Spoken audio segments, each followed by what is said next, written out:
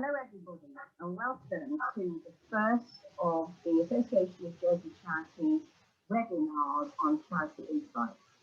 Before the webinar starts proper, I'm sitting here I'm delighted to be accompanied by Ken Fibray and MBE and Daphne Millihan, MBE.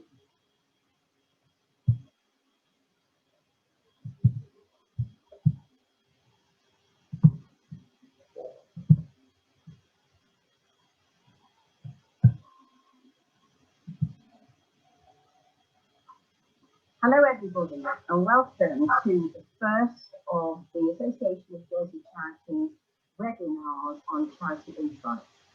Before the webinar starts proper, I'm sitting here I'm delighted to be accompanied by Ken Fibray and MBE and Daphne Millihan, MBE and DSG, who were involved 50 years ago today, was the founding meeting of the Association of Jersey Charities on the 23rd of March 1971. Now, a lot of water has passed under the bridge since then, but Daphne, turning to you first, who dreamt up the idea of the Association of Jersey Charities? It was in 1970, actually, that the three of us got together to discuss ways and means of helping charities, existing charities in the island. I'd had previous conversations with Sir William Buckman, so the three of us went along up to his home in St John, and that was Deputy Sir Ortandy, Stuart White, and myself. We went along and discussed ways and means of helping the charities, which I know that he had discussed with Lord Louis Mountbatten from previous conversations I've had with him, and this helped tremendously. Thank you. Now, that first inaugural meeting on the 23rd of March 1971, how did you find out about it, and who attended that meeting? Well, at that time I was chairman of Guide Dogs for the Blind in Jersey, and there had been a couple of reports in the Evening Post, I think, to recall, inviting charities to a meeting at the town hall, and we had attended a couple of meetings before the formal meeting on the 23rd of March, and at that formal meeting it was agreed to form the association. And as Daphne had said, Cyril Tandy was very much involved in forming the association, but of course with the support of Sir Billy Butlin. Yes, Sir Billy Butlin was one of the founders, but also the principal benefactor at that time, I believe, and set aside a very significant sum of £10,000 to cover the association expenses, although the association wasn't actually known as a funder for the next 10 years. So the original objectives of the association were very much about collaboration, I believe.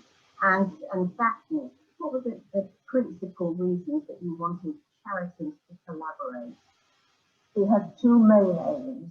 One, we felt that charities could work more efficiently if they helped together, if they worked together, and also we also had an aim to encourage them to pool resources, and that were the two main aims that came out of the meetings that we had with Sir William Buckman.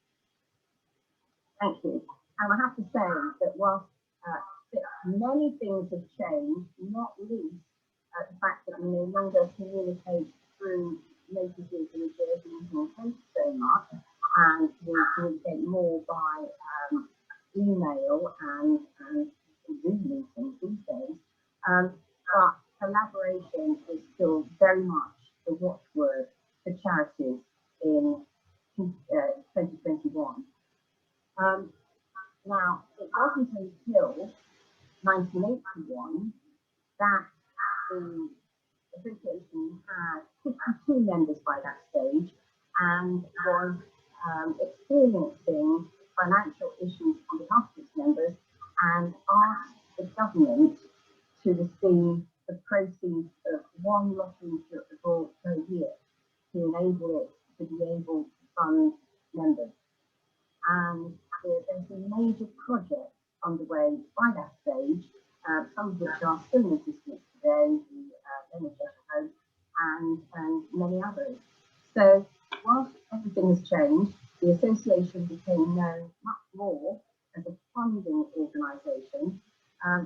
We have other objectives, and a key objective is helping our members collaborate and involving them in exercises such as our series of webinars to help them through 2021 and beyond.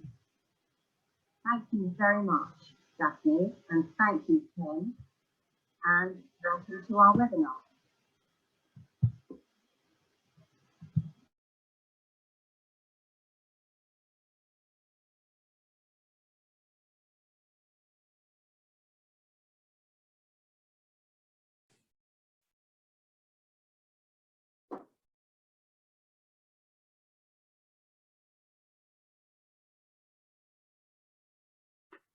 Well, good afternoon, everyone. Thank you for joining us today on our 50th birthday. I think the first thing I want to say is it's just quite incredible that Ken and Daphne were there at the beginning and are still actively involved supporting charities. You know, that is a fantastic achievement, and they are both legends in the charity world of Jersey.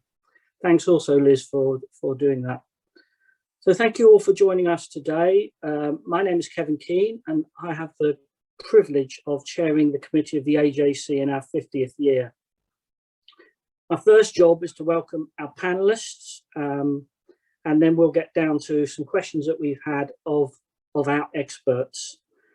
So our first panelist is Kerry Petula, who is chair of the Donna Anand Melanoma Charity, a charity that she's volunteered for the last 10 years. She's got a very busy job, as many people will know, but in her spare time, she enjoys working with some incredible volunteers and medical professionals in what is such an important cause, the avoidance of melanoma and skin cancer in Jersey. So welcome, Kerry. Thank you, Kevin. Panelist is Beth Galashaw. Beth is well known in the fundraising world of Jersey. She qualified with the Chartered Institute of Fundraising. She's held a number of roles in charities around the island. She is chair of the Fundraising Forum, which helps other charities get together and find ways to raise money for their causes, and is always leading that charge. Her day job is fundraising manager at Durrell, where fundraising is clearly key if we're going to rewild our world and save species from extinction. So thanks, Beth, for joining us. Thanks, Kevin. Pleasure to be here. And finally, to show that we're a little bit international, we've got Susie Campanella joining us from Guernsey.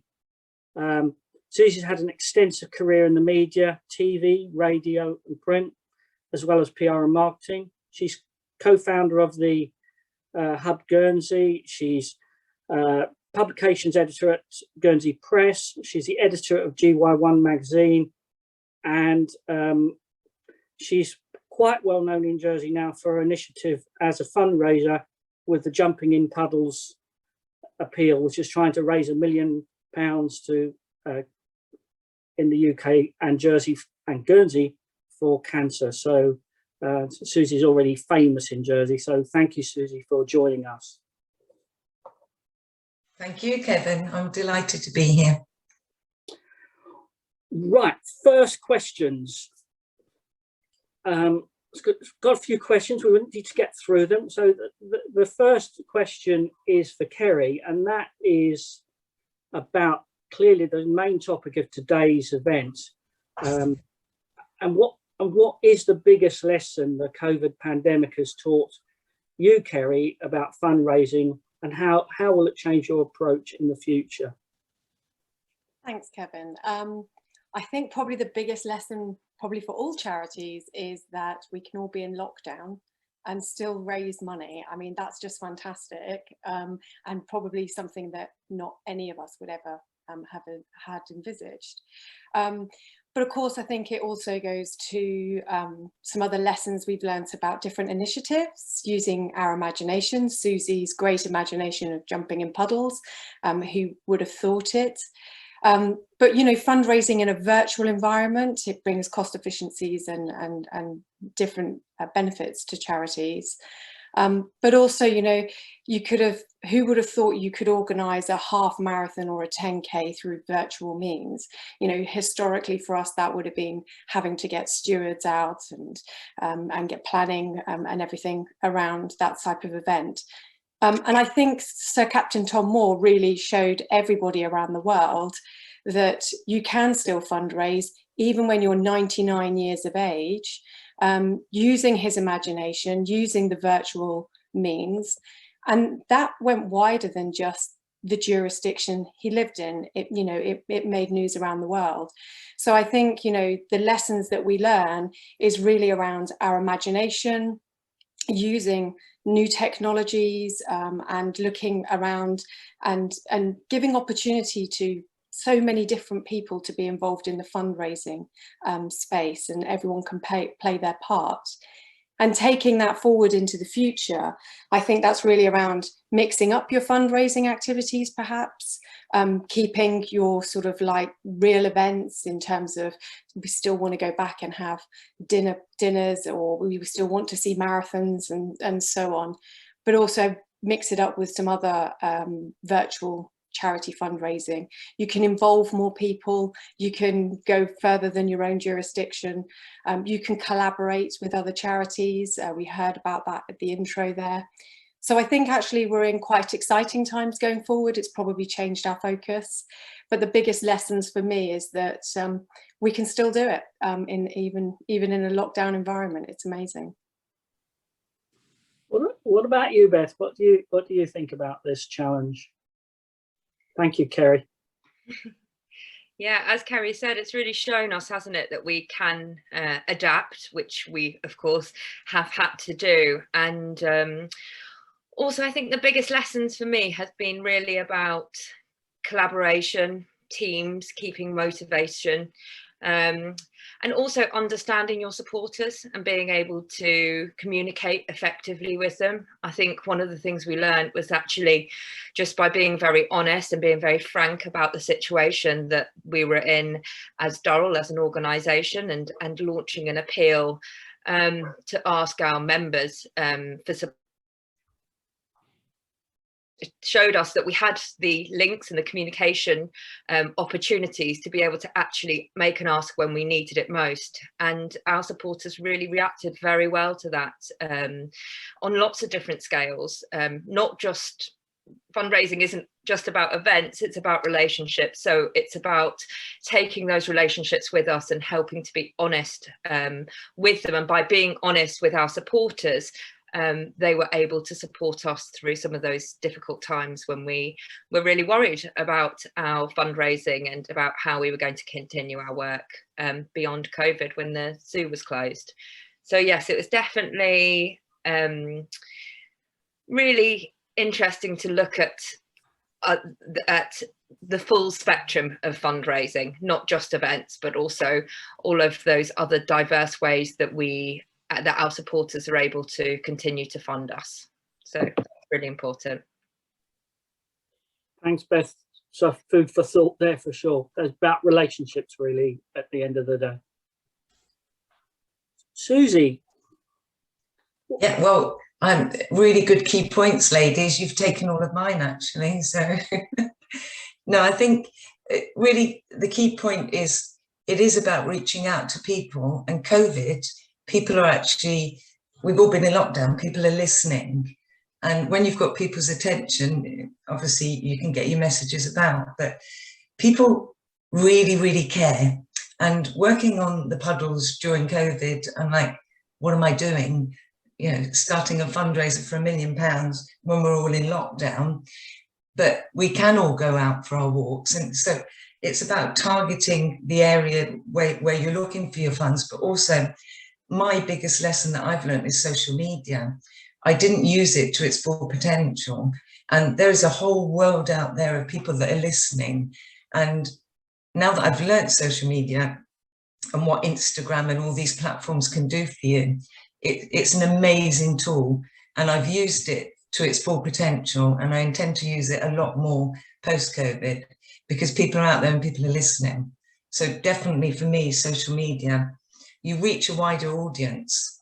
And also having a pandemic that is literally killing people around the world, it's brought to the forefront how important charities are. You know, there is a need out there to help people in their health, and most charities are in the health industry. So I feel that the pandemic has highlighted even more needs for charity. So I think I think it's helped us, if anything. So innovation, and perhaps we'll all appreciate charities a little bit more in the future, or a lot more in the future, hopefully. I think so. And I think that, you know, charities, you know, we're running mini businesses. We're appealing to people for funds, and we're appealing at a time that, you know, there's reduced funding out there, but there are kind people, and there are organisations out there that have still got the money and still willing to help. So yeah, I think the pandemic, though it's been absolutely awful, for me, it inspired me to do something totally different. I had time to sit and think, and people had the time to listen. So targeting and finding those niches in areas during the pandemic and post-pandemic, I think people will be listening more. I think the hearts are more open. Thanks, Susie. The second question we've got is about smaller charities, and you know, going to ask the panel for their advice about fundraising for them, and what they think is most important for 2021 and beyond. And I'm afraid you're on first, Susie, so I didn't get my timing very well there. I apologise. How did that happen? Well, it's a good one for me, because Jumping in Puddles isn't a charity as such. It's a fundraising campaign, and for smaller charities, it's perfect for me. So to me, I feel we've got a lot of charities out there, and we're all aiming for the greater good. But I think what I did is I chose the best, what I felt was the best charity for cancer, which was cancer research, because again, during the pandemic, it's taken a year or so for us to find a vaccine for COVID. And I could not stop thinking about, why have we not found a cure for cancer? So I wanted to tap into a bigger entity with my small campaign. So for smaller charities, I think you should be looking for the bigger charities that you can fundraise for, rather than necessarily setting up your own charity, because they will help you. Cancer Research UK, I found an army, literally, for Puddles. It was just me. I approached the governor of Guernsey and asked him to put some wellies on and help me launch. And lots of people were very kind, and I focused on key people in Guernsey because I needed the media to get involved. But for smaller charities, tap into the bigger picture and get the help of organisations that are already there. Thanks. It works really well. Kerry, I think Melanoma an important charity, but I guess still quite a small one. So you'll have some thoughts for us on this question about how small charities can go forwards. Yeah, and I think Susie probably touched on the most key issue for us that I see going forward is really around working with larger charities where your objectives are all aligned and you have that similarity. And you know, as a small charity in Jersey, focusing on skin cancer and melanoma, we certainly link up with Macmillan and have a good working relationship with them as a larger charity, and work with common aims. And I guess really going in 2021 and beyond is how you can work more closely with larger charities. Also, how you can give opportunities for people to fundraise separately for you. So, you know, Susie's taken the initiative there to fundraise for a charity. And I guess really it's how we can encourage people to raise money for us as a smaller charity or for that that wider cause. I think as well that there is a bit about imagination, and when we went into lockdown last year, for our charity, everything largely was placed on hold. We couldn't hold mole clinics. Our doctors were overrun with dealing with the pandemic. And we equally couldn't find anyone to provide the training all the time. So we turned our attention to how can we work with other agencies in Jersey with a common aim. And of course, at that time, people were putting people out to help elderly people with their shopping. So people were queuing out in the beautiful sunshine for hours on end, walking people's dogs back to back. So we decided that for all of those volunteer groups across the 12 parishes, we would provide sun cream for every single volunteer in Jersey. And it was just great that we felt as a charity we were still doing something. So not something in our traditional fundraising or awareness or outreach, something a little bit different. But I think, you know, teaming up and looking for those initiatives in the future are really great for raising your own awareness or putting your own messages out there. And of course, for us, it was making sure people were safe in the sun. So really important, I think. I guess it must help you a lot, Kerry, actually having known Don Allen, you know, keeping the cause in mind all the time. That what does that feel like that you're doing in her memory? It must be quite an incredible privilege. Yeah, it is a real privilege, and I think we're very, very privileged to have Donna's mum on our committee, who drives, give us the energy. But I think equally everybody brings their own energy to the table. I think, you know, putting Donna's legacy first is really important for us. And the messaging that we do is really important for Islanders. It is a subject matter that is, you know, it's getting worse. Skin cancer, melanoma in Jersey, it's on the rise. So the work we do is really valuable. And I think last year, we started to feel a bit helpless. We can't do our mole clinic, we can't do training with the GPs, and it was finding new ways. And even coming into 2021, we're now looking at live webinar training for our GPs because we can't fly the specialist into Jersey and so on. So again, always looking for that next initiative. Thanks, Kerry. Beth, well, you've worked for big and small charities, so and your experience in a fundraising forum, I guess you kind of have a lot of advice for the people joining this webinar. Yeah, I think there are a lot of small charities in Jersey. There are a lot of organisations that are run completely by volunteers, and we can even thank the Association of Jersey Charities. It's a voluntary-led board of trustees that are giving their time. So thank you, Kevin, and the rest of the trustees. So, you know, and many of us who are fundraisers for larger charities are also engaged with smaller charities or support them as well. And I think that's really important, is that we are a community of charities, and we should stand together and support each other. I think my advice for small charities is to really think about what you can affect, you can achieve with the resources that you have.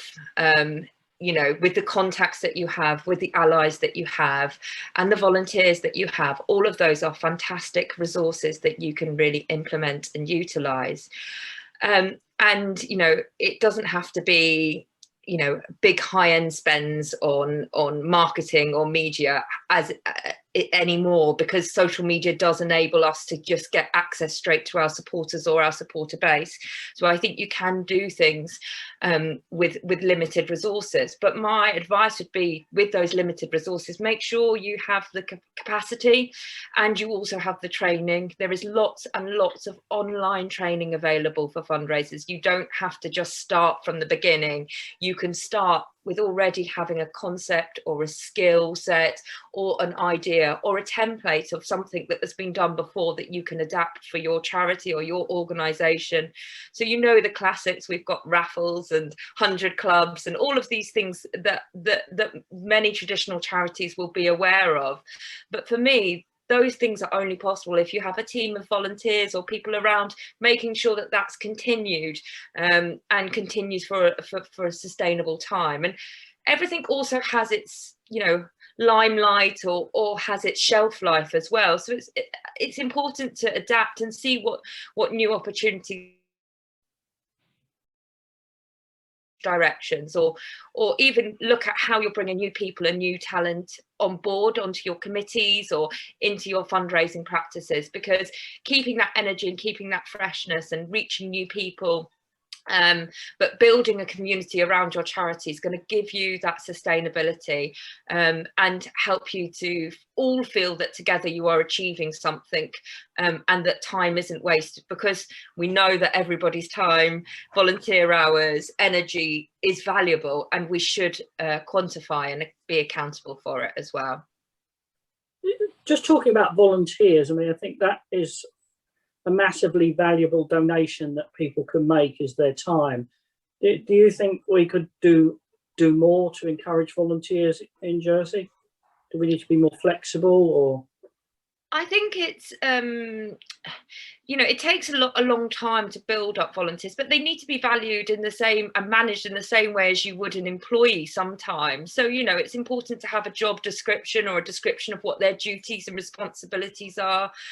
Even when we're on board of trustees, you know, it's much better when each trustee knows that they have a role within that organisation and that they can fulfil it, and there are some expectations, and also that they can talk to someone if there are any issues. So I think volunteers need to have guidance and they need to have support. So it does take an investment of time from the organisation as well as from the volunteer. It's a two-way thing, and if volunteers feel that they're valued and that what they're doing is recognised, then they will continue for long periods of time. And different people, you know, have different reasons for volunteering, and different people have different reasons for giving, and it's important that as fundraisers or as charitable organisations we recognise each of those reasons, and for different reasons people want different things, whether it's a corporate that wants, you know, their brand name to be associated with your charity, or a volunteer that appreciates a bunch of flowers when they've done an event for you. There is lots of different ways for us to show our appreciation for different people, and it's not just monetary. Thanks, Beth. And again, because of my messing up on the organisation of the questions, you're first for another question. I'm sorry. That's all right. I only had one job. We know that government in Jersey does some good things. So, you know, it organises and runs the lottery, which raises a lot of money for charities in the island.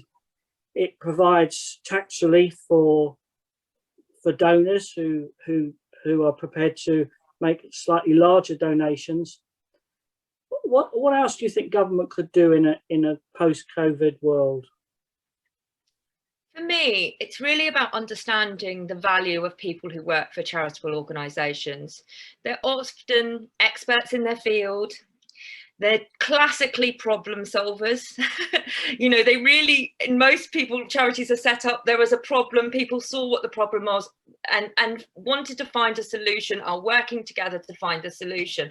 So it's really important, I think, that government bring people from charities to the table when they're discussing these really important issues, whether that's about cancer or about conservation or about relatives or whatever sphere that is. So I think it's really important that they acknowledge the experience and the passion and the energy that can come from the charity sector. And in talking about that, I think what I've learned over the years of working for charities is that we do have to champion change, and we do have to, you know, go and talk to government. What would be really good is if that is really acknowledged and that is taken forward. So anyone who's listening now who would have received the AJC News letter roundup that asked people to fill in a tax survey, the reason we are asking people as a fundraising forum, this is an issue that we come up over and over again, is the difference between our tax reclaim system and the efficiency and ease of the UK gift aid tax reclaim. Many people who are donors to our charities do not know that if they donate over £50, that we can claim 25% back. Now, when you accumulate all of the charities and all of the donations within Jersey, that is a huge sum of money. At the moment in Jersey, we have to send a physical so most of the time, letter to the donor, they have to return it, and then we send it to the tax department. Now, we know that there is technology out there, there are fundraising platforms out there that enable charities and donors to make that step simpler. And we must identify that if we can solve this for all charities now, the actual value going forward could be huge. And I mean, we're looking at potentially, we are claiming maybe 1 million at the moment, all charities on donations, and we should be claiming approximately 5 million. So that is a huge potential to really make a difference. So if all the charities here that are joining us on this call really take the time to look at their charities and take that survey, then what we can do is make sure that we can actually go forwards and have some real facts that we can present government and be part of that discussion to be able to modernise reclaiming tax for charities in Jersey. That's my my flag I'm going to fly today.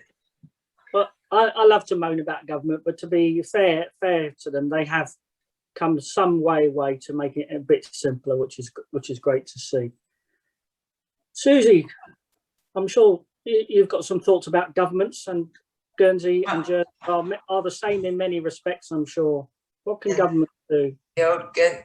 Well, at the moment, as you say, Kevin, I think I wouldn't like to be in government in any way, shape or form. I think they've got a tough job on their hands. But with regards to charities, I think our spokespeople for the charities, as Bev said, we need to keep knocking on that door and communicating with governments, because there are so many more things they could do.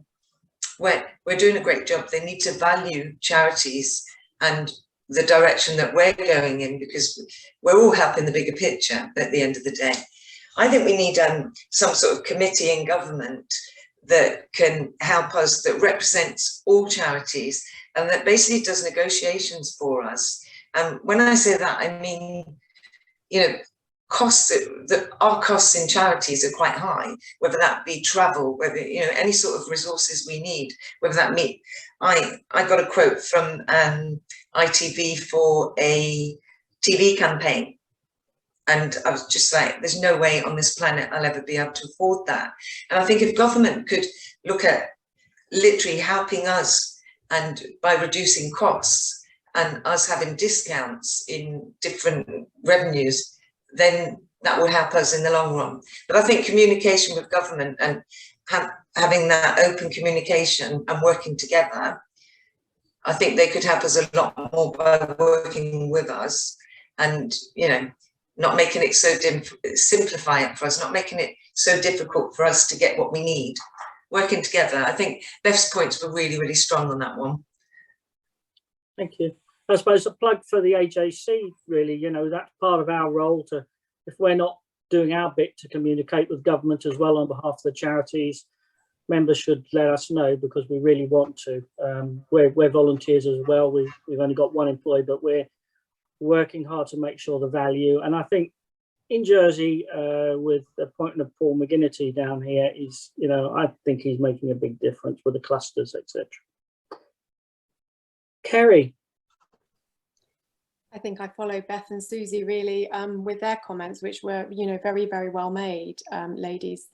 I think it is about how do you open those positive communication lines between the charity sector and government, and get a true understanding of the challenges that charities are facing, and also for government to really take on board and understand how it plays a role in working with charities, so that they feel that they are making positive change, that, you know, there's purposeful action to help them achieve their own objectives. And I think from a selfish perspective as a charity, I would say it's not always about the financial resource. Sometimes government is sat with law drafting resource, which might be something that we, you know, for a charity of skin cancer melanoma, we have concerns around sunbed use, for example, and we would really welcome that sort of positive communication lines about how we might be able to achieve taking forward some legislation. So it's all about opening that up, that dialogue, and really understanding the challenges of all the charities to see where government can support. I think government have had probably a rough ride for the last 18 months or so, and certainly the last year. So I'm sure they'll probably want a bit of a break as they come out of the pandemic. But yeah, I think opening up those positive communication lines is really the key. Thanks, Kerry. I think we've got one bit of time for one more quick question, and that came from Linda, and that was about how smaller charities can create relationships with large corporates. And I wondered if we could have a quick run around with that as to what the panel's experience in getting big corporates on side. Do you want to start with that one, Kerry? So. Sure. I think we've seen a change, actually, certainly in my time with the charity, around how large corporates approach their charitable donations. We were very fortunate many years ago to be part of a large donation to set us on our way.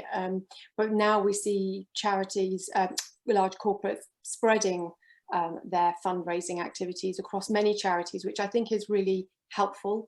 It really gives a spread, and staff all have their own kind of reasons for supporting different charities, depending on, you know, their own life experiences or their own personal choices. So from a corporate perspective, it's good to support as many of your staff as you can to fundraise and then give to those charities.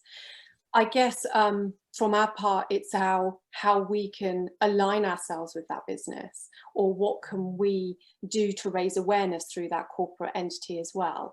And it's sometimes for Wellness Week, for example, we will go in and host a presentation around knowing your skin, sun awareness. So it's trying to come up with those sort of initiatives to get you through the door and get your awareness out amongst that larger corporate. Thanks, Craig.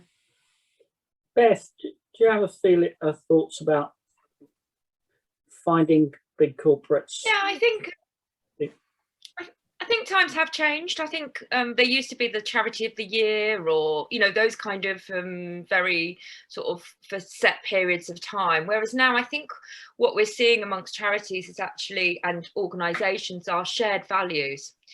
If you can find within your organisation a shared value with that corporate, then it's more likely to be a long-lasting relationship.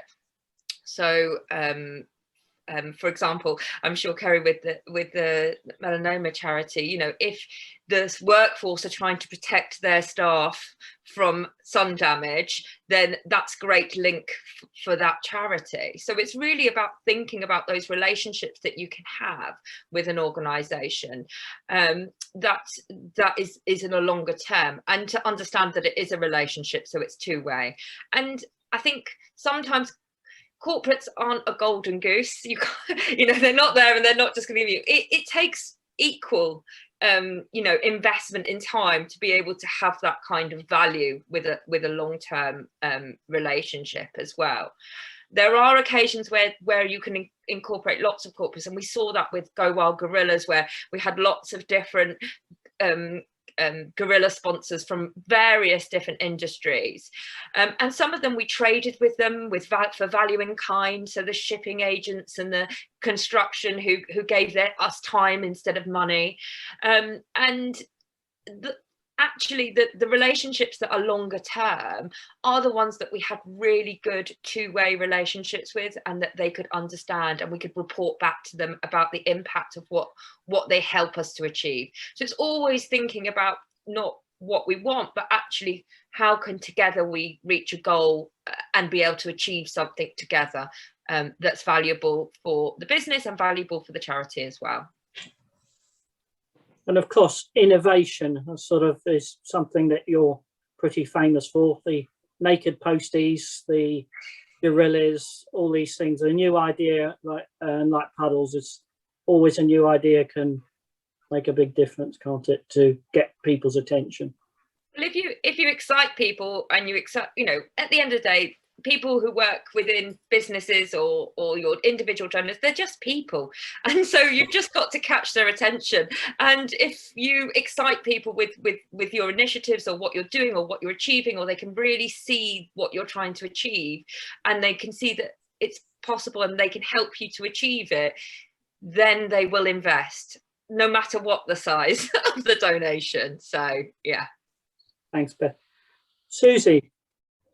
Well, I think firstly, no matter how big the corporate is, don't be afraid to knock on their door, because no matter how small you feel you are as a charity, you're doing something pretty big. You're helping others. And as Beth says, you know, we're human beings, and it has changed so much in the corporate world, as in, I remember, my God, I remember when we set up YPG and the hub, and we were told by the charity we reached out to help us, to help the needs of youth in Guernsey. We were told to go away and raise 120k and come back to them after we'd done that. And then Bernardo's could actually implement their strategies and help us with the need. And I remember my first thing was, right, okay, let's go to like 5 key corporates. It was the first time I'd ever walked into a corporate store to ask for money. And I chose the big ones. I didn't do any research, which I should have, because that's the key. I think if you're aiming at corporates, do your research into where they are and where they're aligning their strategies and where they're putting their money at the time, because a lot of corporates do promote who they're supporting year on year on. So yeah, and I just walked in the door with loads of papers, transparency, business plans, all of those things that I thought a corporate would want to hear. And I went in there, all guns blazing, very nervous. And all of those pieces of paper I had with me, I didn't even pick them up. And I told my story. And I told the story as to why I was involved and why I felt youth needed help, and my personal journey and how my family had been affected. And I was told later on, the reason I'm telling this story is because I got 20k that day, agreed, and that was the first 20k I'd fundraised for that. And I was told later that the reason they bought into it is because they felt the heartbeat and the reasoning behind the fundraising, and that was very, very important. So don't be afraid to tell your personal story as to why you're there, but do your research on the companies and look at where you can align with them, as Beth said, because there's so many out there that will help you.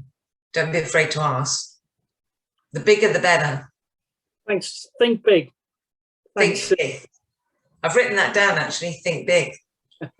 Well, you clearly do, sort of thing. So thanks, panel. Thanks, Kerry. Thanks, Beth. Thanks, Susie. Really grateful for you sparing the time today and sharing your experience and expertise with the people that have attended this webinar. Thanks to all those people that have joined us today. We really appreciate your interest, and we hope that you will continue to support our charitable sector, and that you will have, if you work in the sector, you will have picked up some great ideas. It's about innovation, it's about collaboration, it's about focus, and always remembering your cause and how best to serve your cause. So we're really grateful for you joining us today. Thank you very much. Thank you, Kevin. Are we saying goodbye? I don't know what to do now. Kevin, I think we've got quite a lot of people on and we're happy to take some questions and hang on if people, I know it was only a limited time, but if people did want to ask some questions, we are happy to take questions from people as long as we can find the technology to achieve it. Well, if we're able to carry on, the technology doesn't cut us off. I did have a couple more, but I was under strict instructions from Lynn to wrap things up at 1:40, and so I do what I'm told generally, sort of thing, or most of the time. We had a question about legacies, actually, and how small charities can go about getting interest in legacies. Of course, it's a key funding stream for many charities. Does anybody have any tips on that?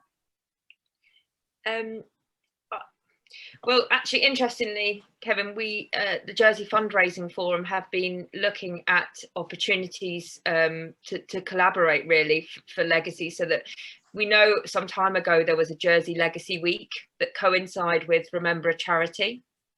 which is a UK national campaign to raise awareness of the value of leaving a gift in your will to a charity that you care about.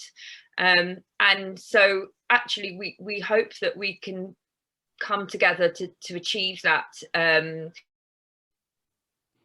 this year. And if anyone is out there and is interested, if they want to join us, we have a Facebook page called Jersey Fundraising Forum, but if you don't use Facebook, please do just contact Lynn for my email address, but we are looking to collaborate to set that up, so that we can actually identify opportunities, because actually legacies have a huge value to many charities, and especially those charities that have been long-term charities and organizations. So it's definitely, it takes a lot of time to build up a legacy portfolio. It doesn't happen overnight. So actually your investment that you give now will be worth something in 20 or 30 years, maybe. And maybe that's difficult for some charities to imagine.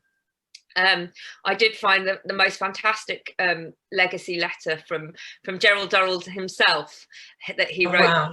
He wrote to some legacy pledges, and it was dated 1990, and it was 3 simple paragraphs, and it covered the points that the trust that he developed the trust to save wildlife and to save species from extinction, and that over the years they had learned many different techniques, including the zoo and training conservationists from all around the world, and that he was thanking that person who left who was saying they were going to leave their legacy to Durrell, by saying that with us you can trust that we will still be here, and 30 years later we are still here and we are still saving species from extinction, and it is more important now than ever before. So it's that investment 30 years ago in your founder writing a letter to someone who said they're going to leave a legacy that really makes a difference. And we've all got the opportunity to do that. Many of these people may be your volunteers, your long-standing supporters that really value your cause and really want to solve the problems that we have at the moment. So definitely opportunity to grow legacy giving in Jersey. Thanks, Beth. Well, it's people are starting to have to get back to their day jobs, sort of thing. But Susie, do you have much experience of raising money through legacies for charities? Not really, and I think once again Bev has covered that really, really well. So that's not really my field of expertise. So I won't take up too much time on that one. And Carrie? No, I'm probably very much in Susie's space with this one. I think Beth did cover it really well. I was very interested actually with what Beth had to say there. Yeah, that was lovely. Yeah, so thank you, Beth, because it was really interesting. And you know, we are very fortunate as a charity. We are the beneficiary of certain things, but I think that's more luck than it is us actually thinking about it. So really interesting, Beth, so thank you very much. Yeah, well, and you know, it's the Association of Charities that are going to help us all come together, so thank you everyone, and thank you Kevin for helping to support these initiatives that we're coming up with as fundraising as charities, and bringing us together to look at how we can work together. Well, as they were finding 50 years ago, it's all about collaboration, and we can never do too much of that. So thanks again. I'm going to wrap up now, but thanks again to everybody. And well, we've done our first. I feel. Yeah, well done, Kevin. No dogs barking, no aeroplanes, and no disasters. Well done. Thank you so much, everyone. Thank you, everyone. Bye-bye. Bye.